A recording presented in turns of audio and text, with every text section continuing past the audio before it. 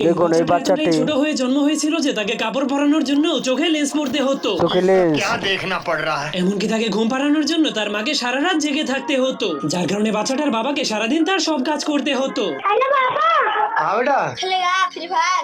बार बार सुधा हमारे पड़ी। এমনকি সে অনেক ছোট হওয়ার কারণে তাকে কাপড় পরাতে গিয়ে তার বাবার ঘাম বের হয়ে যেত। अच्छा আর এদিকে তার মা তার নতুন বাচ্চাদের জন্য রাত দিন 24 ঘন্টা ভেড়ার পশম দিয়ে কাপড় বানাতে থাকতো, ভেড়ার পশম দিয়ে। যার কারণে বেচারা ভেড়াদের সবগুলো পশমই শেষ হয়ে যেত। আহারে।